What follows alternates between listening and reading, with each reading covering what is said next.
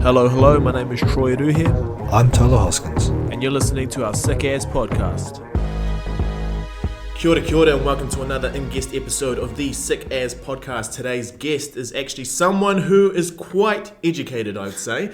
They've just handed in their PhD, so we're waiting on a mark for that, and it is from one of the greatest schools of all time, School of Physical Education, Sport and Exercise Science, more specifically in the kind of areas of history and sociology. So today's guest is the mighty Sebastian Potgieter. Thank you for coming on. Yeah, good to be here, man. Thanks for having me. Awesome. So yes, as I like to talk about every time when we talk about upbringings and when we talk about the types of people that we do get on this podcast, a lot of what they do know and what they do when they go about their lives is shaped a lot from upbringing, and that gives you the perspective. So whether you know this or not, he is very enmeshed within the Kiwi culture that we have here, but he's only been here in New Zealand for his PhD. So most of your upbringing was in South Africa? Yeah, all of, 25 years in South Africa. Came over to New Zealand in 2017, and for the rest of the time, since birth, been in South Africa. Cool. Yeah. So, I mean, the first thing that we kind of, the thing that we think about is the differences that I guess you see in the types of people, but then maybe the more time you spend here, you probably start to see a few similarities. But, I mean, starting with differences, what has been the main thing that kind of either shocked you or surprised you about New Zealand? Yeah.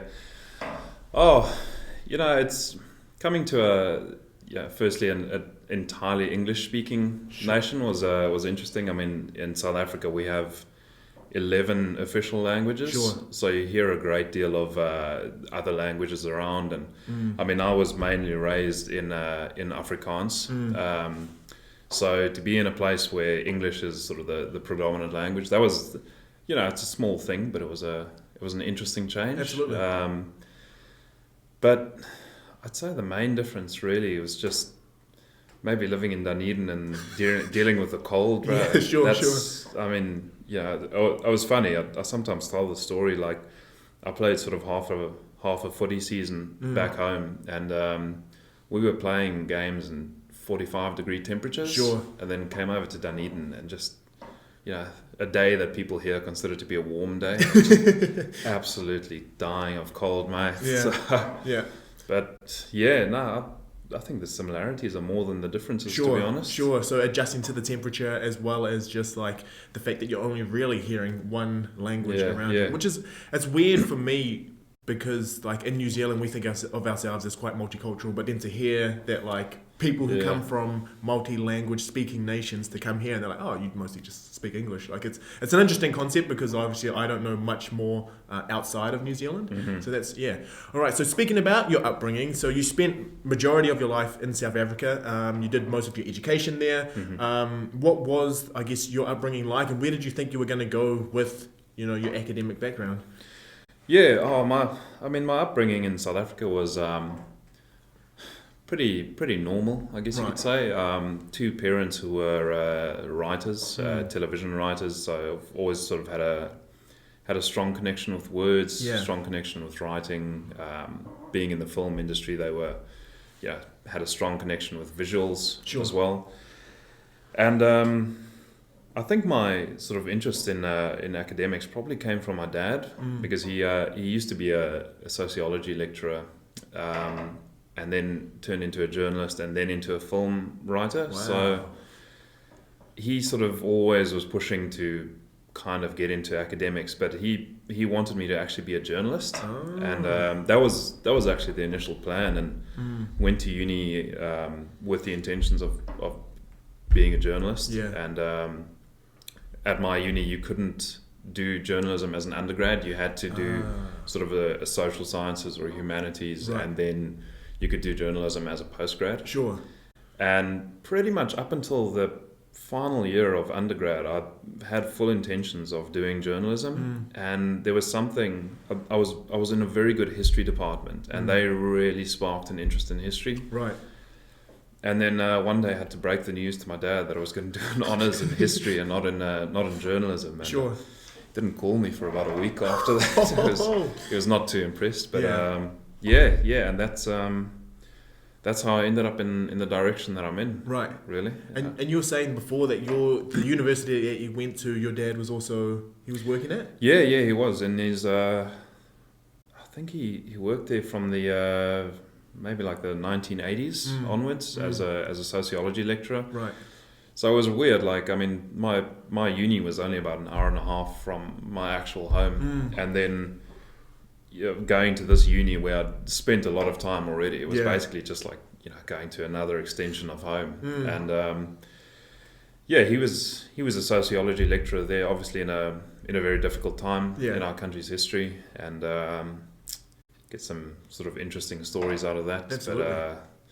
But he sort of wanted to use his writing skills, I guess, as a journalist to sort of, I don't want to say flesh out some of the inequalities that were going on in South Africa, but that was sort of a big part of what he wanted to do, was like help expose, especially in some of the more unknown parts, or rather rural parts in South Africa. Sort of did a lot of work there, trying to just expose really what was happening under our system at that time. So for those people who don't know, and like obviously I'm not going to speak on it too much because I have barely any idea on it. So what were the tensions kind of at the time? I know for our New Zealand listeners, we would know around the 80s we had the Springbok tour, but a lot of that kind of was fleshed from deeper issues. So what was going on at that time? Yeah, so the 1970s and the 1980s were sort of a complicated time, and this is really at a time as well where the Springbok All Black rugby relationship was sort of in a bit of a tumultuous place. And you can really say things sort of started off around 1976. The All Blacks toured South Africa in, I think it was June of 1976. And this was a real sort of problematic tour, mainly because they toured South Africa 2 weeks after probably the most horrific massacre of the apartheid era. 176 school children were massacred by police, and that raised a lot of questions for people about the sort of morality of the continuing sport relations. Really bad time in South Africa in general. Then leading up to the 81 tour, the 1980s were about as bad as it got in South Africa. So complex time, complex history, but at least we're on the other side of it now. Sure. And anyway, I mean, being on the other side of things, we were talking about it before as well, but like the generations that actually kind of were either grew up with apartheid or like kind of apartheid on its way out, but a lot of the childhoods that people were exposed to where they saw the difference between people as like, this is the reason we cannot kind of coexist with one another. What are your thoughts on, like the overall reign, I guess, of apartheid, and do you think it's going to be one of those things that's going to need a few generations to wash out completely, or like do you still see it as a problem even though it's like not overtly there anymore? Absolutely, it'll take several generations, if ever, for those sort of tensions to be erased. Like, apartheid was very fundamentally an ideological system. There were very sort of set laws that were, intent on keeping people apart. But the real thing around apartheid was what the government achieved through its modes of propaganda. So it was able to instill this idea of, firstly, white superiority and black inferiority. And when you have, maybe 50 years of that kind of dialogue and that kind of discourse going on, even once the apartheid laws were really removed, it's not like there was suddenly a sense of integration. For 50 years, people have been told that they are either superior or inferior, and that extends well beyond legal segregation. That is very much a mental thing. And unfortunately, that has endured. I mean, apartheid ended in 1994. But we still very much, let alone on the economic front, we still very much see that on the social front. People still, it's much better, but people still have a sense of differentness from one another. There's, unfortunately, something as basic as we'd still call them a mixed race relationship would be something that some people would still probably be offended by. The newer generation and, more liberal South Africans would be fine with it, but you still get those tensions. And it was actually incredible.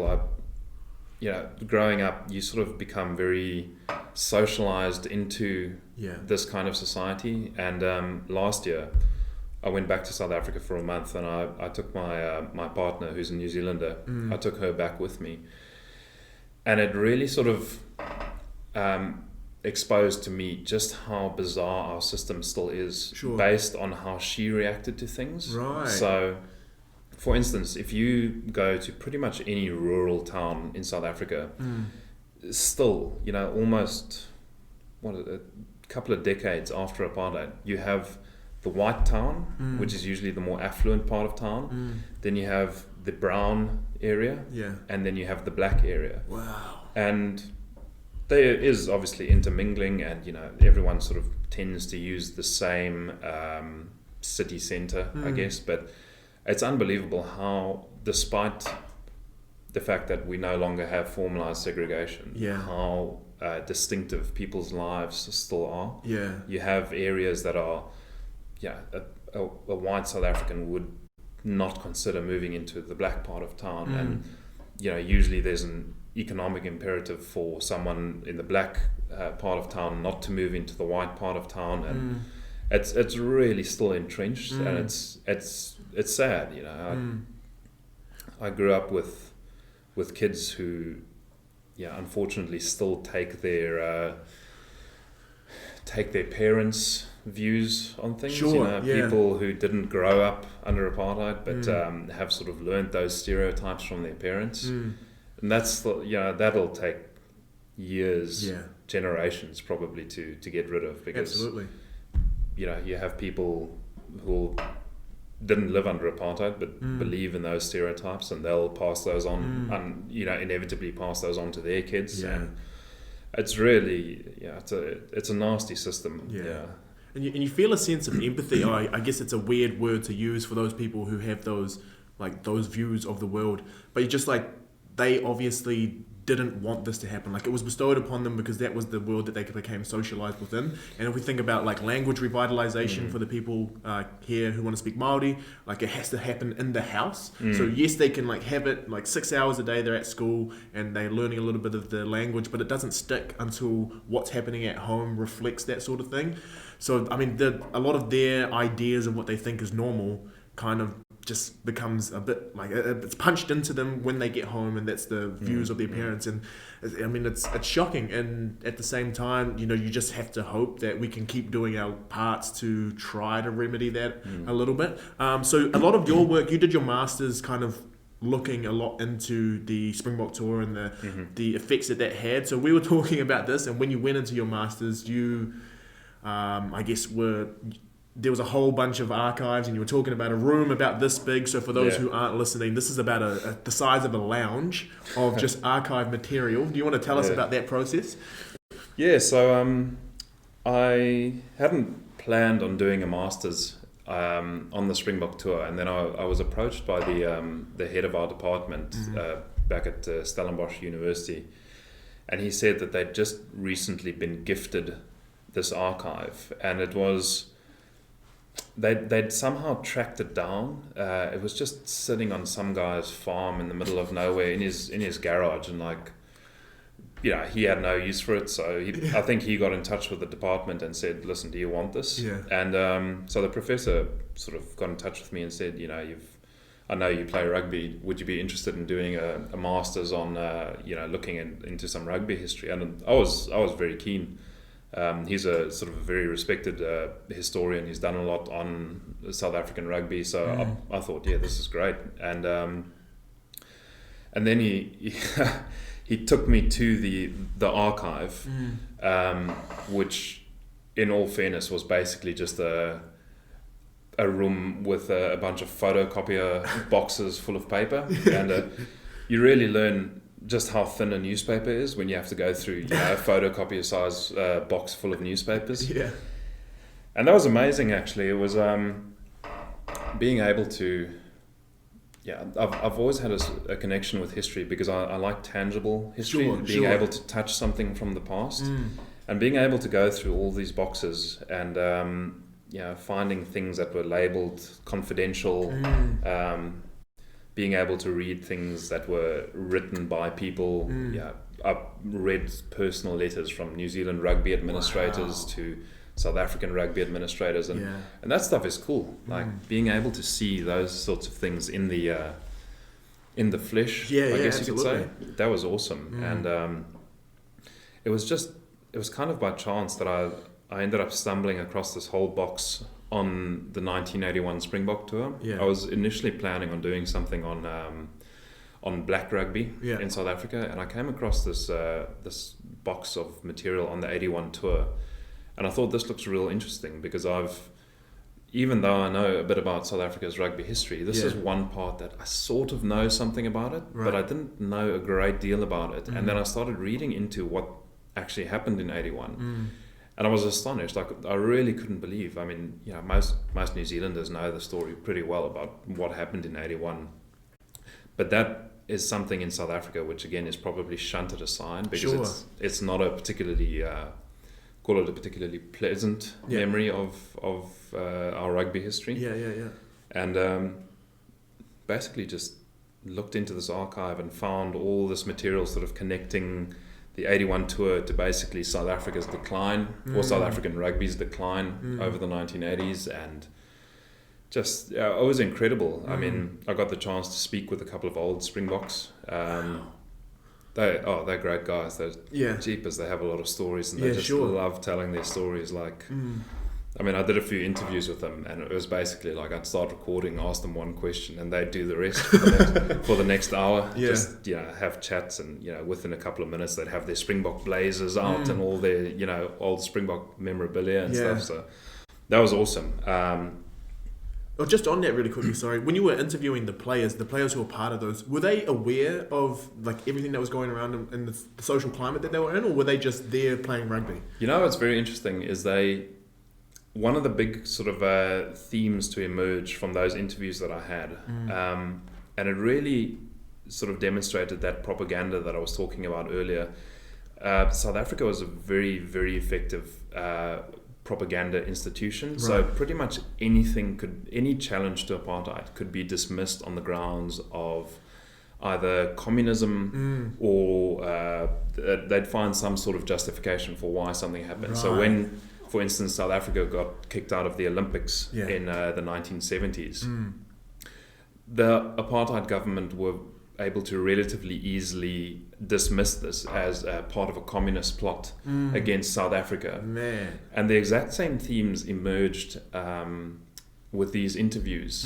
And these were conducted in 2015, showing that just how powerful that propaganda was, because they were still telling me that they believed those protests against them in New Zealand were communist inspired. It was as a result of the greater communist Western ideological struggle that was going on at in those decades, and that was fascinating. I mean, there's a paper in that on itself, and they were convinced that these protesters they weren't there because of apartheid. I mean, obviously, these guys wouldn't say if they were pro-apartheid. It's not something you can say anymore if you were or if you weren't. But they certainly weren't didn't seem to be under the illusion that the protests against them were as a result of South Africa's abhorrent racist policies. They were very much under the impression that this was, the commies coming after them again. And it was incredible looking over if you look at some of the newspaper articles as well from that time, it's just commie bashing. It's just, that was the root cause of all South Africa's problems, was the communists trying to take over South Africa. So, which is just, very, very untrue. I mean, there's very little sort of supporting evidence of that. I mean, there was that struggle going on, but far more could be dismissed by appealing to that struggle rather than actually, facing the real root cause of the problems. So, and it's interesting too how like something that we see as so. I mean, actually, some people would disagree and they'd say that sport is actually a very significant part of our lives. But as we've been taught kind of through our sociologists kind of lens on things is that we see sport as the opiate for the masses. I don't know if you've heard that. Karl Marx. Yeah. But just seeing how that kind of we create that nationalist identity, and then we can also use sport as like a really good platform for, I guess, boycotting. So a couple of things happened. We were talking about this earlier, and you actually taught a little bit on it for our New Zealand athlete who got a gold, but how the stage of sport is actually a really good place to perform some sort of protest, and that could either be people boycotting by not showing up, but also just people. We had the Black Power salute as well on the Olympic stage.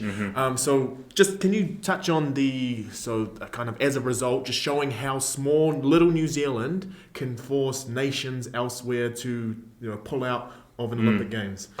Yeah. So that's we were talking about this earlier, and I've just written a book chapter called The Mythos of New Zealand Sport. And it's around this idea that the way we treat sport is as something which was or has always been an inherently good institution in New Zealand, or actually in worldwide society. Yeah.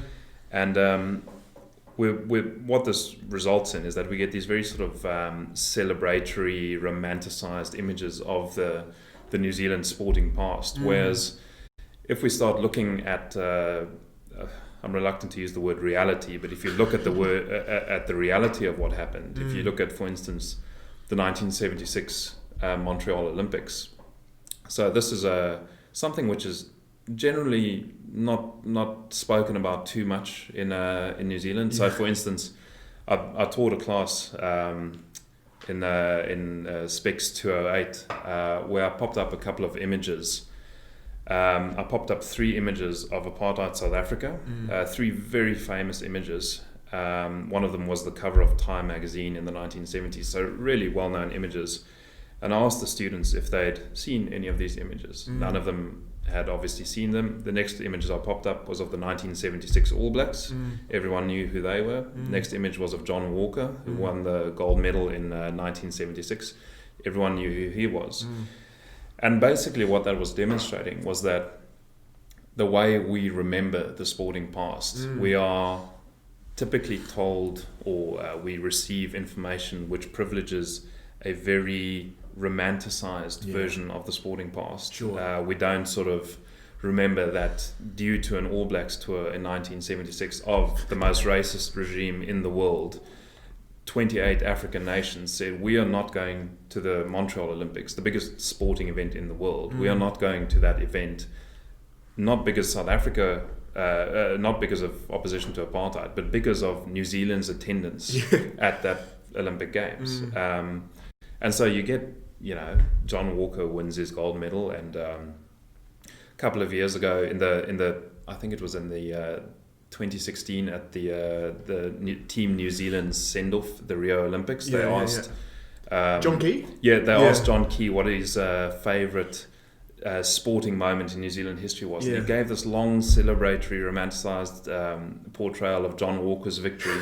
But never does he mention that the world record holder and a guy who had beaten John Walker 2 years earlier at the Commonwealth Games in Christchurch, a Tanzanian by the name of Fulbert Bayi, wasn't absent because his country had said, we're not sending our athletes because New Zealand is competing at these games.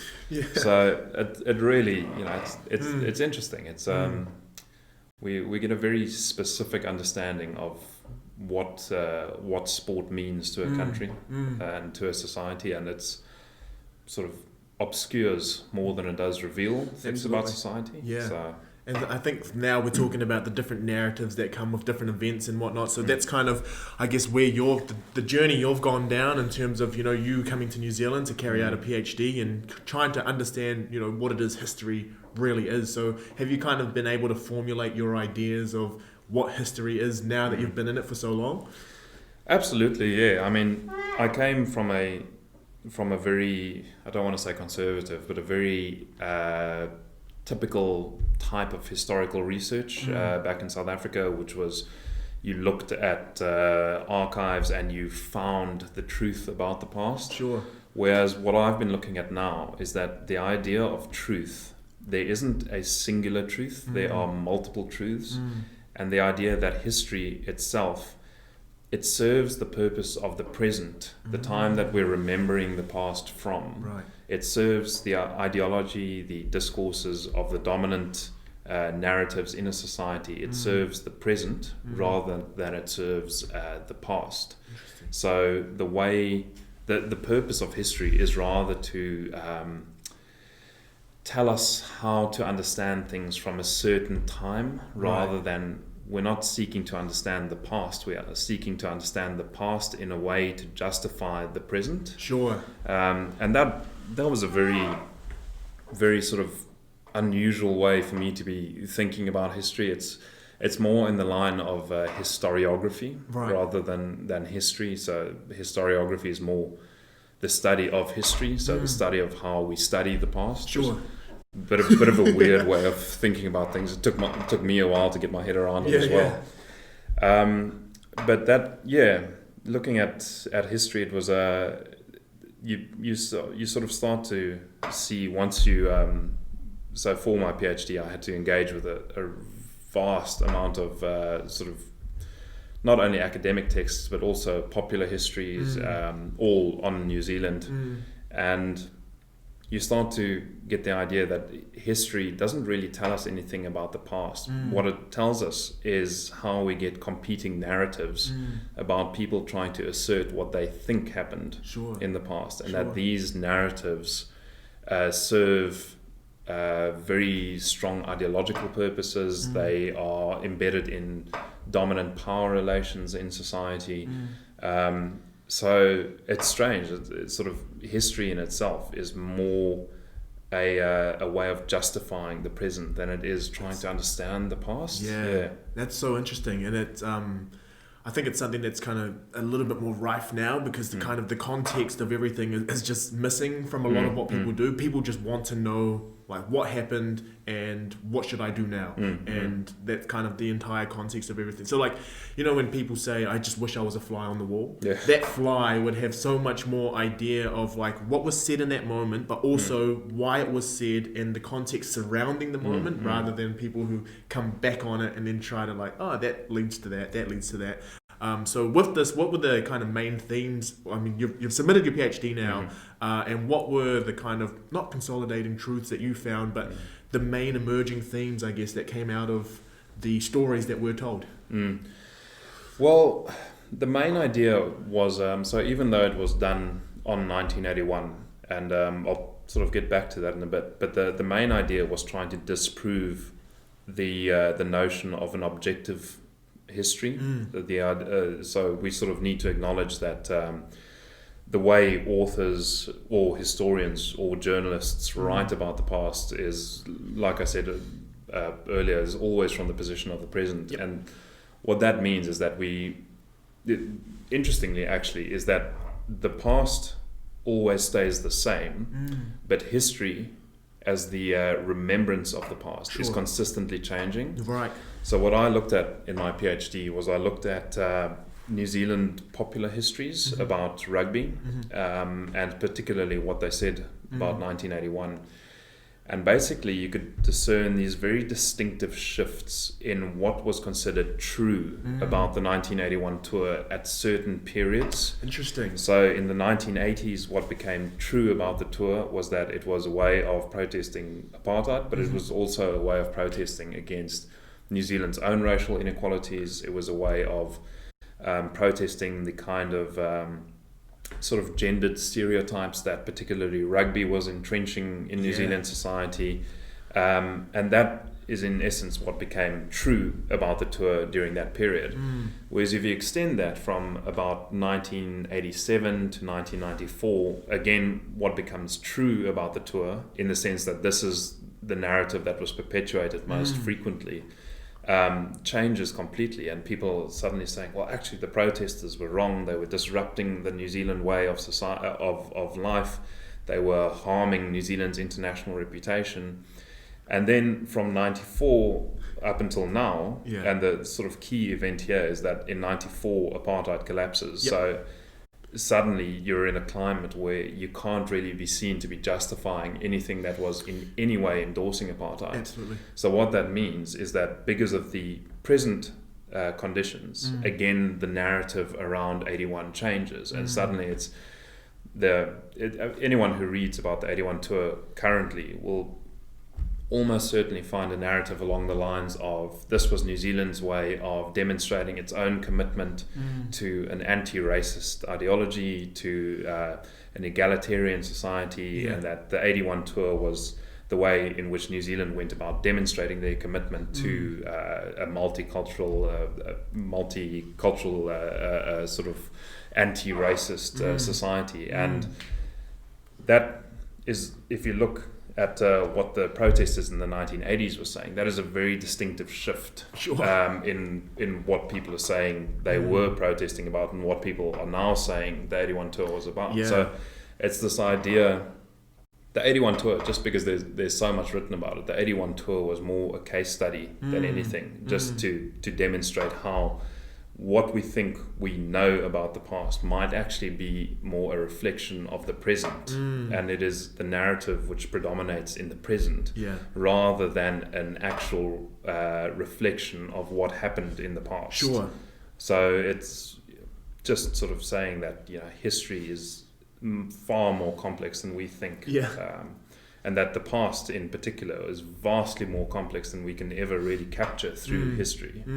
And that was the basically the crux of the PhD, which was like I said at the beginning, coming from a very standard sort of mainstream type of historical understanding. It took some screwing with my mind in order to sort of get this idea that hold up, if we look at an archive, we're not understanding the past, we're constructing an idea of what we think happened in the past rather than uncovering the truth of the past. And that was I sort of have to give credit to my supervisors here, because they kind of opened my eyes to this, and it was a kind of a strange journey. And the first 6 months were a real struggle. I mean, I remember sitting in meetings with them, and they were talking English, but I had no idea what they were saying.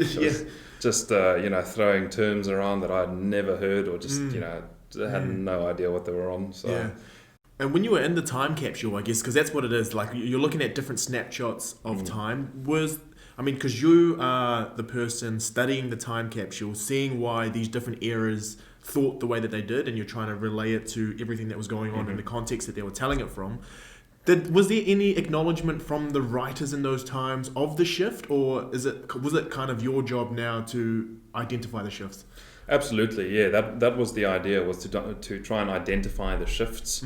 The writers of those periods don't touch on this at all. And it was very interesting, because you get a couple of sort of historians who are very, very established historians, call them popular historians rather. And they would produce a text in one time capsule, and then it would say one thing, and then they'd produce a text in a different time capsule, and it would say another thing. Really? Just not particularly blatantly, but enough to discern a shift in the way of thinking. And that's the idea, that the way we think about the past is always changing. So regardless of what actually happened in the past, the conditions of the present, as soon as material conditions in the present change, so will the way in which we think about the past, and so will the way we write about the past. So you can have someone who's written something a decade earlier, and it will actually have changed by the time they are writing a decade later. So that was the idea behind the PhD, was challenge the idea that we can absolutely understand what happened in the past. I mean, some of those writers, though, if you think about it, and we think about the article process of like publishing and how long sometimes it can get back to you, I can only imagine that some people who wrote something like that submitted to an article, and then by the time it's like getting ready to be published, they've already shifted, like, it's kind of not true, like I retract that statement. Does that happen quite a bit? Absolutely, yeah. I'm in that situation at the moment, actually. So I submitted an article in August last year. Yeah. Just got the reviews back about 2-3 weeks ago, and reading over that article, I'm thinking, oh shit, this is a bit basic. I need to like tune this up. Like my thinking at that stage was far more, call it unsophisticated than it is a year later. Sure. And this is the process that I think all authors basically go through, is that what we write at one stage is highly unlikely to be the same as what we write at another stage. Yeah. And there just seems to, for some reason, people assume that people who are academically trained historians are somehow immune to this. Sure. Like that the things we write are authoritative, or what's true now will be true at a later stage. And yeah, I mean the constantly changing nature of what we write it's very real, but people tend not to acknowledge it that much. So yeah, that was the idea behind the PhD, and that's awesome, man. The articles are they're always a struggle, and it was interesting seeing just in the space of a year how much my thinking around a specific topic had actually changed. So obviously when I submitted that article, I thought I've got a pretty good understanding of what's going on here to the extent that I feel it's publishable. And then you get it back a year later and you go, oh, hold on, my thinking here was a bit off. So yeah, we're just always changing what we think. I had a similar thing happen just quite recently, because I'm like in the last couple of months of my PhD, and I wrote so as part of the PE school you have to do a proposal in your first like 5 or so months, and I did a lit review, I did methods, I did everything, and now I'm like, so that was 2018 me, and now I've gone back to my lit review and I've been kind of like touching up on it over the years, and I looked at it and I was like, gosh, this is someone who thought he knew everything, and now 3 years down the line I'm like, I knew nothing, and like all of my thinking around the ideas are similar, like the concepts are still real, but how I've approached it and the way that I've worked, I'm like, nah bro, like you should chill out for a bit. Absolutely. I think maybe with PhDs in particular that is just so amplified, because you come into a PhD thinking you're pretty smart because you got accepted to a PhD, and then you end up leaving a PhD realizing that you only know a very small portion of something very specific. It's almost like you somehow leave dumber than when you arrived. Or perhaps you're a bit more aware of what you don't know. You leave more informed, I think is what it is. But on your topic of looking at your sort of early proposals and your early lit review, I've got not framed but stuck up on my whiteboard in front of me in my office my very first table of content that I drew up. So my supervisors were very adamant that a good way of sort of formulating your ideas was to draw up a table of content as if you had a finished product. This is the final thing. Yeah. Basically outlining what's going next, and you keep sort of revising that.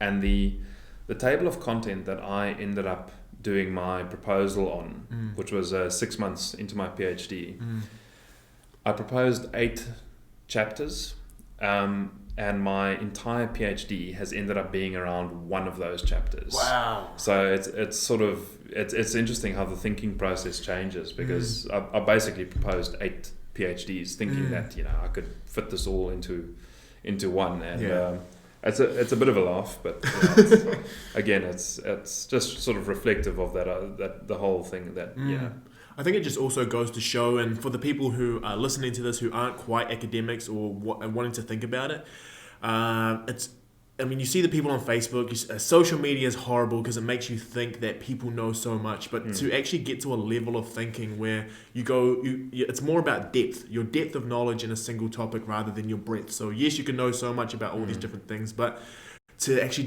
be at PhD level and to actually go into the kind of the length of knowledge about that topic, you think you're going to change the world, but really you only change like this one little piece of the puzzle. But that's what we dedicate like our lives to. And thinking about the dedication to life, you're thinking about being an academic in the future? Yeah, definitely. Well, it's interesting what you say there about, to become specialized in something. you realize probably only doing a large piece of research like a PhD or maybe even a master's, you realize just how much information goes into a little piece of something. Oh yeah. I mean, like I've just said, my entire PhD ended up being on one chapter, and that's 250 pages on what is fundamentally a relatively small piece of information, but you just realize how complicated things are once you start going into them.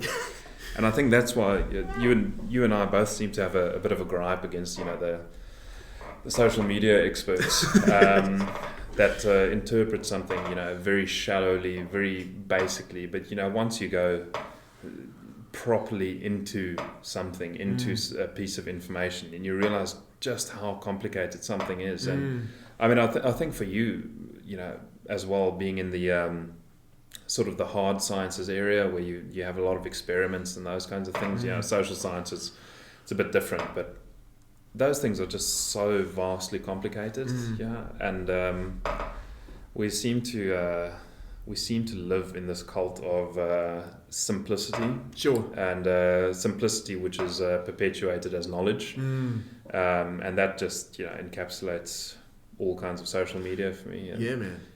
I mean, you can draw so many parallels between the current COVID pandemic, and suddenly everyone's a conspiracy theorist, and everyone's suddenly everyone's become a microbiologist. Everyone, absolutely. I mean, don't get me started on the 5G conspiracies, but they're microbiologists. They're also lawyers because they know they know what can happen. Absolutely, I mean the amount of freedoms that people seem to have suddenly been given. Everyone's claiming I have a freedom of this, I have a freedom of that. Like, do you really? I mean, it's anyway. That's that's right, being probably a bit overly cynical. But there's probably been an influx of that kind of stuff on social media over the past couple of months. And I'm just thinking about your thinking process, because I mean, like you said, hard sciences, it's pretty easy, or not easy, but like we are searching for something, but from everything that you've kind of just put out there, you're kind of setting up frameworks, and so there's no real like at the end of it where you say, there's the framework, here you go. Whereas in our sciences, we'd be like, okay, that was statistically significant, cool, we can move on with that. So what does that do in terms of your process of thinking about things? Because I find it hard when I can't tie up loose ends. And I was like, how does that then, what does that look like for someone in a qualitative or social science space? Well, the whole, that sort of question has been one of the big ongoing debates, I think, probably not only in history, but social sciences more generally. The idea that, we might be called social science, but we're not a science per se, in the sense of being able to authoritatively establish a truth, whereas you guys can actually do that. And this was the old sort of modernist paradigm behind history, is the idea that people thought they could actually establish what was going on in the past. And I think the way that is, well, this whole PhD really has shaped my thinking is to understand that things are more complex, and that there are multiple layers to things, and that something that is true to you might not be true to me, and that is as valid as we like to use the term plausible truths. The idea that pretty much if you can make a compelling case for something, it could be true. But then the big problem with that is that it opens up the door to people like the social media experts. They could say, well, if something is this is true to me, and I can halfway back it up. Does that we call it a relativism in social sciences? The idea that if nothing can be proven as true, that sort of opens the door to anything being true. Absolutely. And that's a big problem. But that's I think a whole debate in its own. That's probably one of the long enduring debates in sort of social sciences more generally. But it's quite frustrating, really, the idea of not being able to actually establish a truth. But at the same time, it opens your eyes to the idea that we need to be aware of the fact that we have dominant ways of thinking, and we have dominant truths, which are perpetuated as the reality. Yeah. Whereas, that's just not the case. There are far more complex forces at play, far more complex layers to everything, really. So it can be frustrating, but it's also liberating. Absolutely, because that's the thing that keeps you driving. Like that's the thing that kind of like, well, I'm never really going to reach an end point, but what I can do is keep chipping away at different ways of thinking about things. And then, I mean, a lot of the research that you've done, you've had to turn away, I guess, more than you've actually accepted in terms of literature. So, like, how does that play out in the real world? So we'll think beyond your PhD now, and just what you read now. How, like, have you had a change in lens of when you read anything media-wise? Yeah, absolutely. I tend to read things quite skeptically these days. I think that's we live in an interesting cult around media. What the media produces. It's interesting. Like drawing a historical sort of analogy again. Like when people do research and they look at newspapers from back in the day, for some reason people tend to assume that what those media outlets produced was true about the time. Whereas if you think about contemporarily, if you read something in the newspaper, you don't think of it as necessarily true. That's true. It's so interesting, just kind of imbalance there. But I've basically just been made more aware of, like I keep coming back to, made aware of complexities, made aware of the multiple considerations that we need to have, made aware particularly of the dominant ways in which we are encouraged to think about things. I used this phrase earlier, but the dominant ideology of simplicity, really, that things can be vastly more simplified, or people assume that things are vastly more simplistic than they actually are. And it just encourages a way of thinking which is uninformed. Absolutely. Really. I mean, people will probably look at what I'm saying here and say, this is typical of way academics look at the world, and they always think they are cleverer or more informed than others. But it's not really that. It's more just understanding that there are variations and there are complexities and there are alternate ways in which we should be thinking about things, and that we should question everything. Obviously, again, you can say we should question everything, but that leads people to question, whether COVID actually comes from 5G towers. So it can be a bit of a double-edged sword, but it's just. Just requires people to think outside the box a bit sometimes, think outside their comfort zones. And I think, my PhD it's not really targeted at academics, it's targeted at the general audience, and it'll hopefully become a book in the near future, and that will be targeted at not academics, because fundamentally academics are a very narrow group of people. The idea behind, I think, any kind of study, and I mean your study relates to this as well, is getting it out to the general population and getting it out to encourage people, not only academics, to think in a certain way. And I think it'd be really helpful for those quote-unquote thought leaders out there who, like, through social media, they have a lot of influence over people. So, like, yes, okay, it's cool that you have that platform, but please, like, think a little bit more about what you're putting out, because a lot of these people will hang on the words that you say. And if you're not thinking critically about this, we're going to have a whole bunch of people who just take your word as gospel and don't think anything through. So if they start, like, pushing that sort of thinking, then we could be, like, in a slightly better place. Absolutely. And so just in terms of time, we have to think about, so what we like to do is have a tangible takeaway, and yours, I feel it could be different, but it's something that you do either close to daily or daily that makes you feel like you have optimized your week, your month, and then therefore your year. So this can be to do with, like, you as a person, or you as a thinking person, which I think we've talked about a lot today, but anything that you had in mind. I think I'm always encouraging myself and people around me to be curious and to be try and learn something. I guess that comes with being a thinker is sort of always being open to learning something.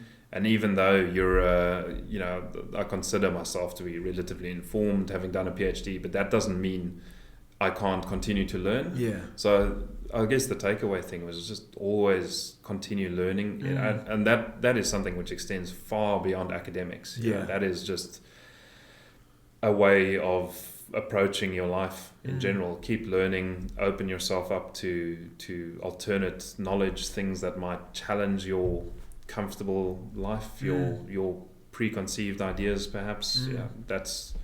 That would be I think the essence of my work. Sure. Perhaps. Yeah. And then outside of your PhD, has there been a particular avenue that you have gone for most of your learnings, or where did you feel like you learnt the most, and what type of environments did you put yourself in? That's a tricky one for me, because I've been studying for 10 years straight. So most of my learning has come from academics, I guess, but also meeting new people. Sure. Sort of the shift to New Zealand was obviously a big one for me, and it placed me in a completely different context, completely different society, and being able to learn from that and adapt to that. I'd say that my greatest avenue of learning outside of academics has probably been people. And sort of interacting with people, interacting with different people who don't necessarily share the same ideas you do, but nevertheless, perhaps being more open to that. And just again going outside your comfort levels, I guess. And then outside of that, you're also a physical man, and you get out and about and do a few things. So do you find that helped you with the writing process and thinking process? Absolutely, yeah. I think that was probably one of the key sort of positive things that I ended up doing pretty much throughout all my studies. I mean, I've always been active. Being involved in the rugby club here, firstly, it was a hugely beneficial way of integrating myself into society here, but also that probably was a saving grace for me. Having something outside of the PhD slog that you could focus on. And I've when the footy season's over, I'll try and do a bit of sort of endurance type training and endurance sports, and those things are invaluable really, because they just forces you to get outside and get into. I think nature has probably been one of the big things for me, actually being able to get into nature and get into a place that isn't my office really. So that's it really. Awesome. And then our last question, it's a little bit more lighthearted. Do you miss the long locks? Oh, I'll tell you what though, for anyone who knows South African rugby and knows a rugby player called Victor Matfield, if you don't know him, have a look at him. I don't miss the long locks because I kept being called Victor Matfield. I actually got one day in a bookshop in South Africa, I got tricked. Well, not tricked. Someone thought I was Victor Matfield and asked me to sign his autobiography. So someone's got a book at home signed by Victor Matfield. It's actually me. And I just wrote in cursive writing Victor Matfield. Yes. So I don't miss the long locks due to that. Yeah, but, right. It's also a lot of maintenance, as I'm sure you know. Yeah, I feel you. You. No, it's good to be clean cut for a change. Yeah, Fair enough. Oh. Awesome, man. Thank you so much for coming on today. That was, I think a lot of people are going to take so many gems away from this, whether you are whatever it is that you're looking at, there is always going to be a level of critical thinking that needs to go into everything that we're thinking about, but also just the fact that, we can be right, we can be wrong. It's all dependent on a whole bunch of things. And a lot of people get frustrated with me when they ask, is this good? Is this bad? And I say, I don't know. It depends. And then I'll just rattle off a long ass answer. But this is the kind of level that we need to be thinking at, and we should stop oversimplifying everything, just because there's a lot that goes into a singular thought, and there's been a lot of really cool things to come out of this. So thank you so much, Bas, for coming on. Oh, thanks for having me, mate. It's been great.